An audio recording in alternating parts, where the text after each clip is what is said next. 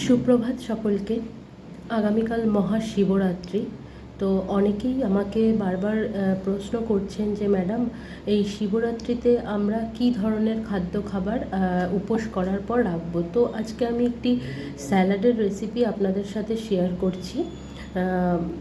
কি করবেন ভালোভাবে একটু শুনে নেবেন। প্রথম কথা হচ্ছে, আপনি শসা, গাজর, আপেল এবং পেয়ারা, এই চারটে ইনগ্রিডিয়েন্টস ভালো করে জাস্ট কুচি কুচি করে কেটে নেবেন।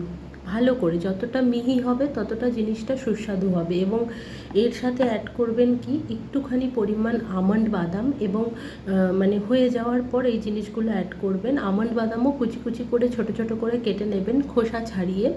এবং এর সাথে অ্যাড করবেন আপনি সাদা তিল এবং মিক্স সিডস। এবং এই জিনিসটা যখন হয়ে যাবে, এটার সাথে একটা ড্রেসিং প্রিপেয়ার করবেন, মানে একটা উপর থেকে একটা সস টাইপের প্রিপেয়ার করবেন।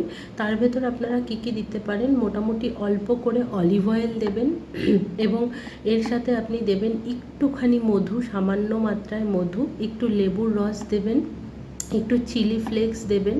এবং আর যেটা করবেন সেটা হচ্ছে, আপনি ওই পিঙ্ক সল্ট বা যেই লবণ আপনারা যদি উপোসে থাকেন, সন্দক লবণ খেতে চান সেটাও করতে পারেন। এবং অবশ্যই গোলমরিচটা দেবেন। দিয়ে জিনিসটা পুরো একদম সুন্দর করে ভালো করে মাখিয়ে নেবেন। নিয়ে আপনারা এটা কিন্তু খেতে পারেন। জাস্ট খেতে অসাধারণ। নট নেসেসারি যে শিবরাত্রি হিসেবে আপনারা খাবেন, আপনারা এটা কিন্তু যে কোনো ইভিনিং স্ন্যাক্সেও রাখতে পারেন।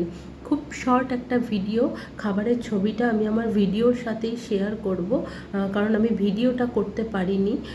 তো এটা কিন্তু আপনারা ট্রাই করতে পারেন। খুব ভালো, হেলদি এবং টেস্টি একটা অপশান।